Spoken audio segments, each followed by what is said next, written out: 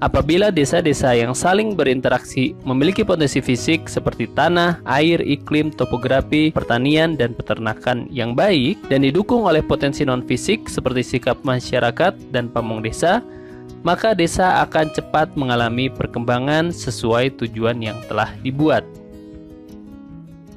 Misalkan, interaksi yang terjadi antara desa swadaya, swakarya, dan swasembada akan mengembangkan atau memajukan masing-masing desa. Berikutnya, interaksi kota dengan kota. Kota merupakan pusat pertumbuhan, sehingga interaksi antara kota akan memberikan pengaruh terhadap perkembangan kota lainnya. Contohnya, kota-kota saling mendukung, saling berhubungan, dan saling bekerja sama demi kemajuan bersama. Sebagai contoh, misalkan interaksi yang terjadi antara kota-kota yang ada di wilayah Jabodetabek.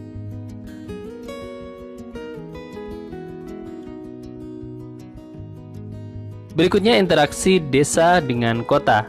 Interaksi antara desa dan kota dapat menimbulkan dampak bagi kedua wilayah tersebut, baik dampak positif maupun dampak negatif. Adapun dampak positif, yang pertama bagi desa adalah angka buta huruf penduduk desa semakin berkurang dengan banyaknya dibangun sekolah.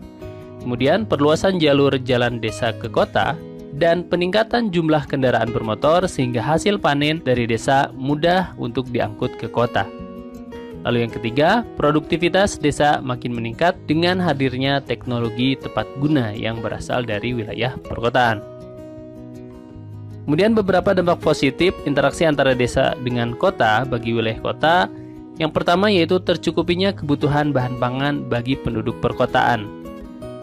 Yang kedua, jumlah tenaga kerja di perkotaan melimpah karena banyaknya penduduk dari desa.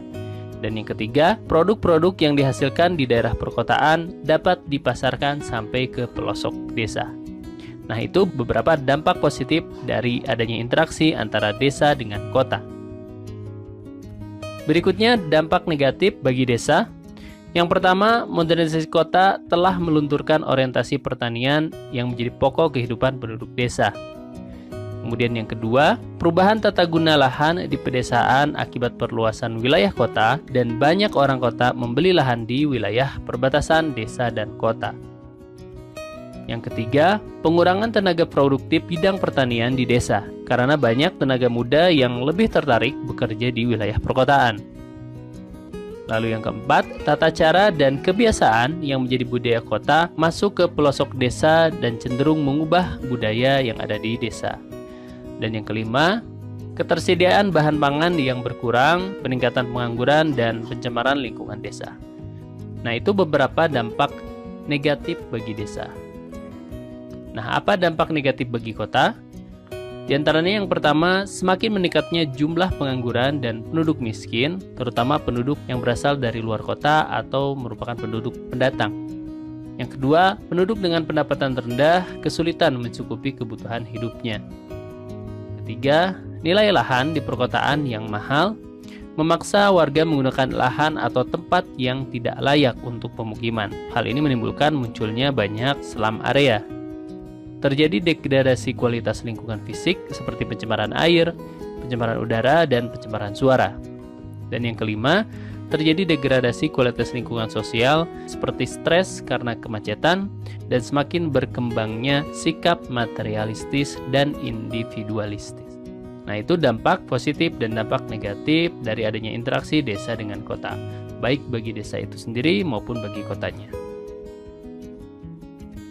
Nah, berikutnya dampak perkembangan dari sebuah kota.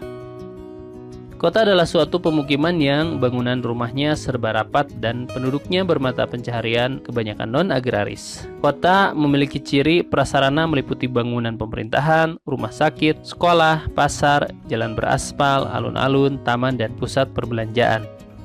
Suatu kota umumnya memiliki rumah-rumah yang mengelompok atau pemukiman terpusat. Struktur bangunan kota semakin ke tengah, semakin tinggi karena jumlah penduduk semakin banyak.